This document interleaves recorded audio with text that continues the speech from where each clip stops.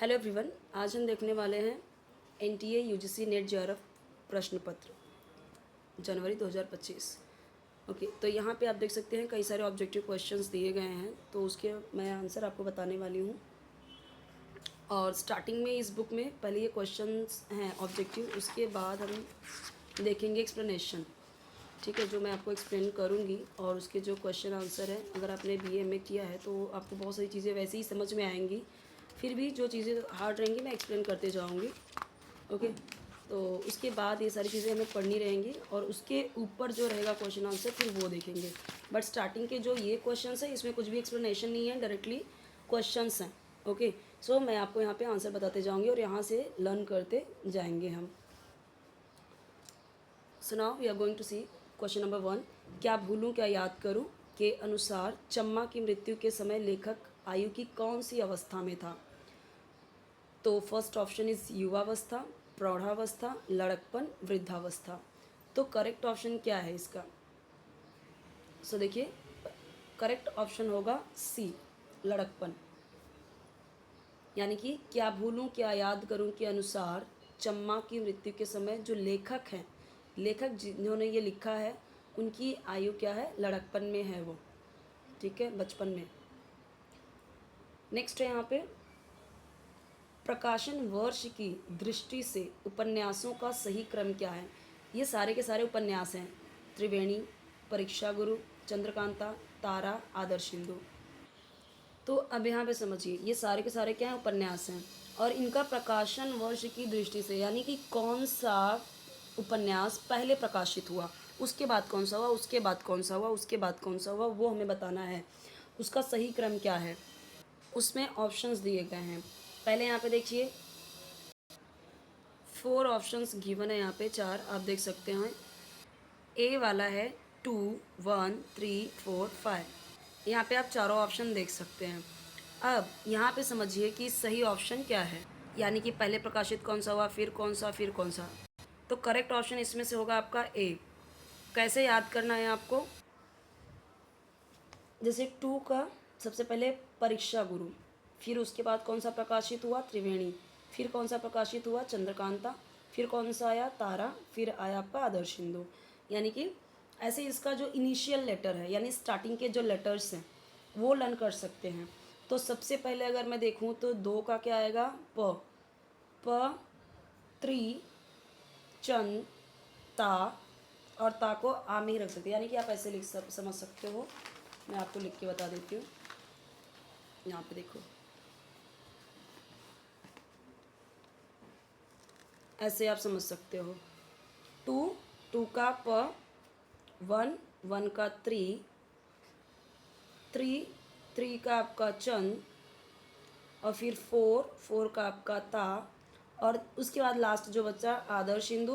तो ये ता से ही आप आ भी समझ सकते हैं, ता से आ भी समझ सकते हैं लास्ट का जो आया, यानी पत्रिचंता। ऐसे लर्न कर लीजिए। यानी कि प्रकाशन वर्ष की दृष्टि से उपन्यासों का सही क्रम क्या है, और इसमें से ये सारे आए ऑप्शंस, तो आप ये लर्न कर लीजिए। पत्रिचंता इजी है। ठीक है, पत्रिचंता, और आ की मात्रा लास्ट में आ रहा है ना, ता, उसके बाद उसमें आपको आ भी ऐड कर लेना है, आदर्श हिंदू को। या फिर अगर आपको डाउट हो रहा है तो आप पूरा यहाँ पे भी आ लिख सकते हो, यहाँ पे आ लिख सकते हो, पर इससे भी समझ सकते हो। ता, ये जो आ की मात्रा है, यही आ से ये भी समझ सकते हो। ठीक है, तो यानी कि ये कैसे लर्न कर सकते हो आप? पत्रिचंता। तो ये उपन्यास का सही क्रम है, पत्रिचंता। प से परीक्षा गुरु, त्रि से त्रिवेणी, चंद से चंद्रकांता, ता से तारा, और जो आ की मात्रा लास्ट में आ रहा है आ से आदर्श हिंदू। ठीक है, तो ये ऐसे लर्न कर सकते हैं आप। नेक्स्ट हम देखते हैं, आचार्य रामचंद्र शुक्ल के निबंध कविता क्या है में निबंधकार को कवि से कैसी कल्पना अपेक्षित है? यानी जो आचार्य रामचंद्र शुक्ल का निबंध है, कौन सा निबंध? कविता क्या है, इसमें जो निबंधकार को कवि से कैसी कल्पना, यानी निबंधकार जो हैं उनको कवि से कैसी कल्पना वो चाहते हैं, अपेक्षित यानी वो कैसी कल्पना चाहते हैं उनसे। तो क्या कल्पना उनकी अपेक्षित है? विधायक, भावयित्री, सहृदयी, कारित्री। तो करेक्ट ऑप्शन क्या है? थर्ड का। सोचिए, थर्ड का करेक्ट ऑप्शन है विधायक, ए, यानी आचार्य रामचंद्र शुक्ल के निबंध कविता क्या है में निबंधकार को कवि से विधायक कल्पना उनको अपेक्षित है। ठीक है, यानी कि ये तीनों नहीं है। इसको समझने के लिए, लर्न करने के लिए ऐसे समझ सकते हैं कि देखो अभी ये कैसा लग रहा है, पुल्लिंग लग रहा है, बाकी के सब कैसे लग रहे हैं, स्त्रीलिंग लग रहे हैं। ठीक है, और ये क्या है, पुरुष है, रामचंद्र शुक्ल क्या है, पुरुष है, तो विधायक से रिलेट कर सकते हैं। बाकी ये सब कैसे लग रहे हैं, स्त्रीलिंग, भावित्री, कारयित्री, सद्वयी, ऐसे समझ के चलिए कि ये सब स्त्रीलिंग है, तो इनसे कुछ लेना देना नहीं है। पुरुषलिंग क्या, पुल्लिंग क्या लग रहा है, विधायक, तो रामचंद्र शुक्ल से रिलेटेड विधायक, ऐसे समझ के, ऐसे कोरिलेट करके लर्न कर सकते हैं आप। ठीक है, जैसे हम बोलते हैं ना कवि को, जो पुल्लिंग है उनको हम बोलते हैं कवि, और जो स्त्री हैं उन्हें हम बोलते हैं कवयित्री। तो ऐसे समझ के लीजिए, भावयित्री, कारयित्री, सद्वयी, ये सब स्त्रीलिंग हो गया, ऐसे सब समझ के रखना है आपको। ठीक है, ऐसा सिर्फ सोच के समझ के रखना है ये लर्न करने के लिए। और ये पुल्लिंग है तो पुल्लिंग क्या है, विधायक। ऐसे निम्नलिखित में से कौन से युग्म सही हैं, फोर्थ है, निम्नलिखित में से कौन से युग्म सही हैं। फिफ्थ ऑप्शंस दिए, 5 ऑप्शंस गिवन है। समवृत्त स्वर उ, स्पर्श व्यंजन क, विवृत स्वर अ, संघर्षी व्यंजन आ, लुंठित ल। तो अब यहाँ पे समझिए कौन से युग्म सही है। तो विवृत स्वर अ ये रॉन्ग है, संघर्षी व्यंजन आ ये भी रॉन्ग है, लुंठित ल ये भी रॉन्ग है। सिर्फ क्या सही है, समवृत्त स्वर उ, स्पर्श व्यंजन क, स्पर्श व्यंजन क। तो करेक्ट ऑप्शन इसमें से क्या है, ए में बोला है केवल 1 4 यानी फर्स्ट और फोर्थ सही है। बी में बोला है केवल 1 और 2। थर्ड में बोला गया है केवल 2 और 3। और डी में क्या बोला है, केवल 4 और 5। तो करेक्ट ऑप्शन आपको कैसे समझना है, यहाँ पे स ऐसे समझिए, समवृत्त स्वर, स्पर्श व्यंजन, तो ऐसे समझ सकते हैं। तो पहली चीज़ तो देखिए, ये सब आपको समझ में ये सारी चीज़ें आनी चाहिए, ये व्यंजन संग, ये सारी जो कॉन्सेप्ट है ये क्लियर होना चाहिए। तो ऑलरेडी आप कर सकते हो, बट अगर नहीं क्लियर है तो लर्न कर ही सकते हैं, हम सिर्फ रट्टा मार सकते हैं। तो रट्टा मार सकते हैं हम, समवृत्त स्वर उ, स्पर्श व्यंजन क। तो ये आपका करेक्ट ऑप्शन है, यानी ये वाला। ठीक है, इसमें ये सही था, इसमें मैंने कौन सा बताया था, तो अभी आप ऐसे समझ सकते हो कौन सा सही था। तो हमने देखा था ना, मैंने आपको करके बताया भी था, क्या लिख सकते हो उसको। ठीक है, पत्री चंता, यानी ता, ये ता और आ दोनों साथ में आ गया। तो अभी इसमें समझ सकते हो कि आपका ये वाला सही था। ठीक है, 2 से प, फिर इस तरीके से आप समझ सकते हो, मैंने आपको समझाया था ये कैसे करना है। नेक्स्ट देखते हैं हम, भीष्म साहनी के कहानी संग्रहों के कौन से युग्म सही हैं। अब इनके कहानी संग्रह हैं और कौन सा युग्म सही है ये बताना है आपको। कहानी संग्रह के कौन से युग्म सही हैं, तो देखिए यहाँ पे फर्स्ट है भाग्यरेखा 1953 यानी 1953, भटकती राख 1966 यानी 1966, डायन 1957 1957, पहला पाठ 1984 1984, पाली 1998 यानी 1998। अब यहाँ पे आपको ऑप्शन दिया गया है, युग्म बोल रहे हैं, युग्म यानी कि यहाँ पे 2 आपको बताना है। ठीक है, 2 यानी कि 2 सिर्फ नहीं, यानी कि यहाँ पे आपको बताना है कि कौन सा युग्म उनका सही है, उनके कहानी संग्रह के जोड़े। ठीक है, तो अब यहाँ पे देखिए, इसमें करेक्ट ऑप्शन है आपका 1 और 2, ये और ये, भटकती भाग्यरेखन भटकती राख 1953 1966। तो ऐसे समझ सकते हैं आप, भा से भाग्यरेखा, भ से ही भटकती राख, जो कि भाग्यरेखा कब है 1953 में, और 1966 में क्या है, भटकती राख है। बाकी 3 4 5 मैं तो यही बोलूँगी आपको, जो करेक्ट है वही लर्न कीजिए। ऑप्शंस पे जाएंगे तो कंफ्यूज होंगे, ज़्यादा लर्न करना पड़ेगा। उसका शॉर्टकट यही है कि जो करेक्ट है वही लर्न कर लीजिए। भीष्म साहनी के कहानी संग्रहों के कौन सी युग्म सही है, तो भ से भाग्यरेखा, भ से भटकती राख, और भाग्य रेखा पहले है 1953 में है, और भटकती राख 1966 में है। ठीक है,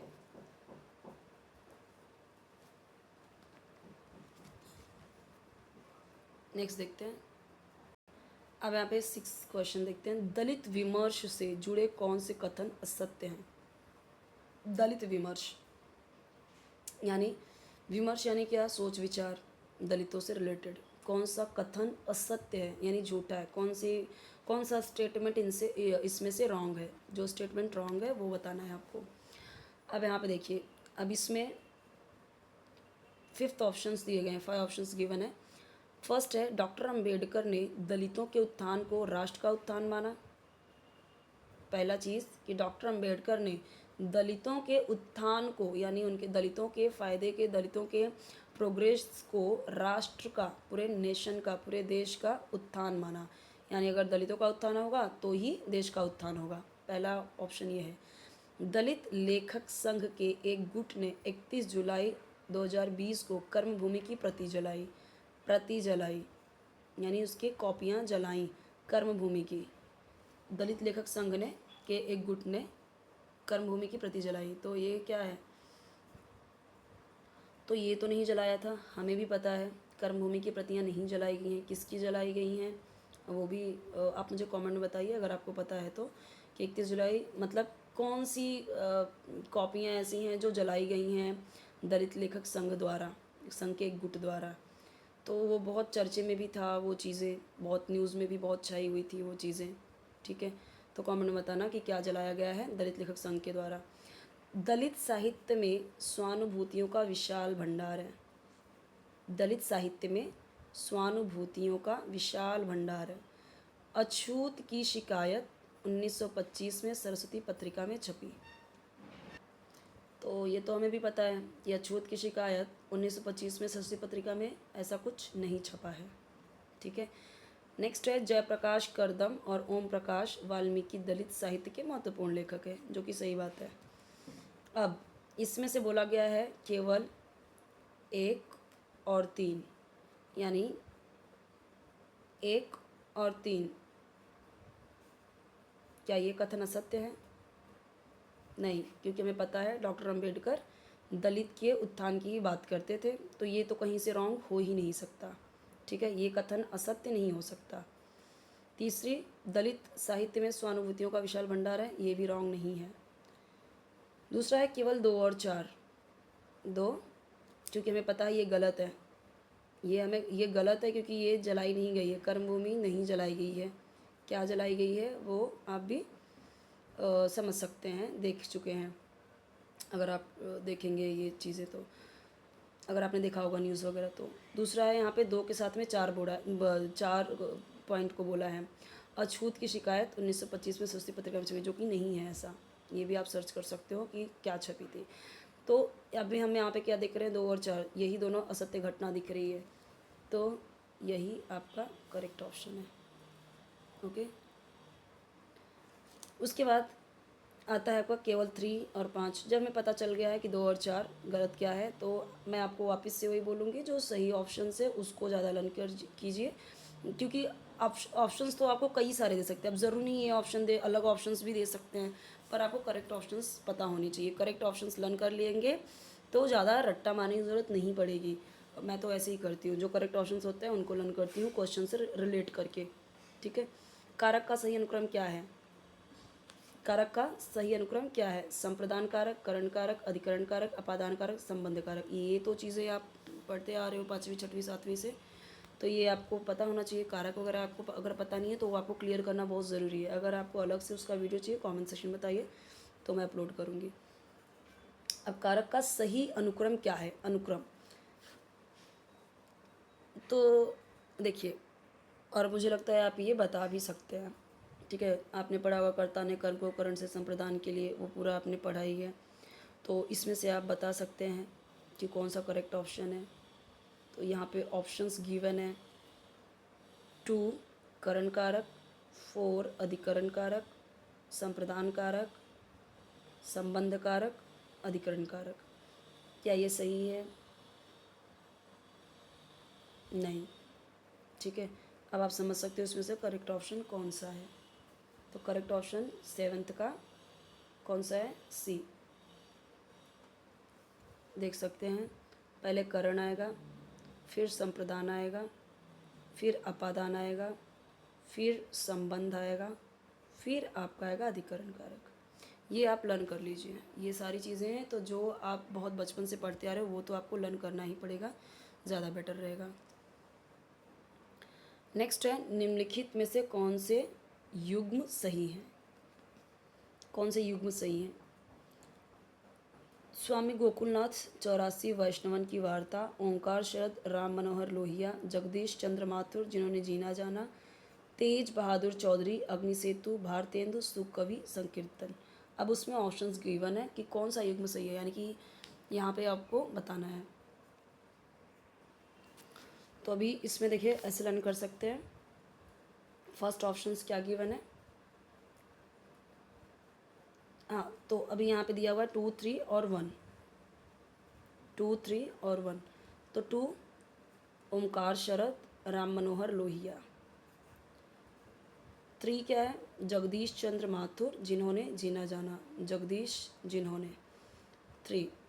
और 1 स्वामी गोकुलनाथ 84 वैष्णवन की वार्ता।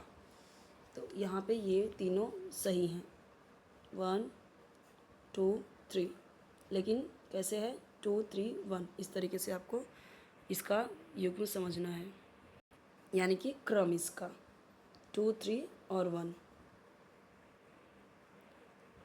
इसका क्रम आप ऐसे भी समझ सकते हैं, जैसे कि अगर क्रम में दिया हुआ है तो क्रम में करना है तो हमें पता है कि जैसे सबसे पहले यहाँ पे क्या आया आपका 2, फिर आया आपका 3, फिर आया आपका 1।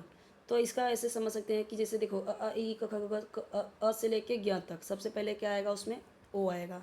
तो सबसे पहले ये आएगा क्रम, ठीक है। फिर 3, उसके बाद हम देखते हैं कि क ख ग घ में ज पहले आता है, फिर 3 हो गया। फिर उसके बाद लास्ट में क्या आता है आपका? स आता है, ठीक है। तो इस तरीके से अगर क्रम में करना है तो, और किसने कि और कि क्या है उनका, ठीक है, क्या उन्होंने लिखा है वो भी आपको ऐसे समझ सकते हैं। जैसे जगदीश तो ज से जिन्होंने जीना जाना, ओमकार शरद तो यहाँ पे आप देख सकते हो, इससे ऐसे समझ सकते हो। ये आपके लिए शॉर्ट ट्रिक मैं बता रही हूँ। र तो राम मनोहर, यहाँ पे भी 2 बार र, यहाँ पे भी 2 बार र, ऐसे समझ सकते हैं। फिर स्वामी गोकुलनाथ, स्वामी 84, इस तरीके से आप अपने तरीके से समझ सकते हो। अपने तरीके से आप शॉर्ट ट्रिक कुछ भी बना सकते हो, मैं अपना बता रही हूँ, ठीक है। उसके बाद आज हम एक ही पेज देखेंगे, जैसे एक यहाँ पे और है।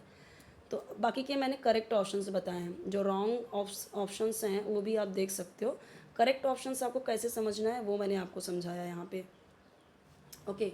तो करेक्ट ऑप्शंस क्या आएगा आपका? ये वाला 8 का, 2, 3 और 1, 2, 3, 1 कैसे आएगा? वही आप अल्फ़ाबेटिकल ऑर्डर में देख सकते हो, क्रम में देख सकते हो, ठीक है। और उन्होंने क्या लिखा है वो आप ऐसे समझ सकते हो, ओके। 9th, इस बार मोर्चे पर जाना पड़ेगा, हिंदू राज कायम करने के लिए पहले गांव में ही लोहा लेना पड़ेगा, मैला आंचल उपन्यास में तहसीलदार हरगौरी सिंह किससे कहते हैं?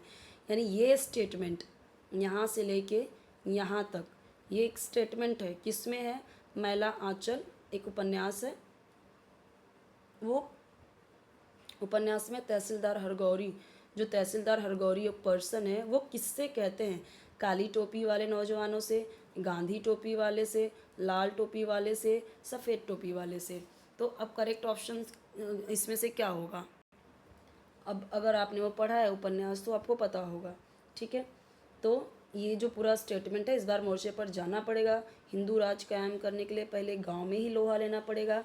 तो ये मैला आंचल उपन्यास में तहसीलदार हरगौरी सिंह किससे कहते हैं? काली टोपी वाले नौजवानों से, ठीक है। तो आज हम एक पेज यही हमने देखा है। आई होप कि आपको समझा होगा। मैंने कोशिश की है कि आपको ये समझे, जितना ज़्यादा मुझे लगा इजी करके समझा सकती हूँ।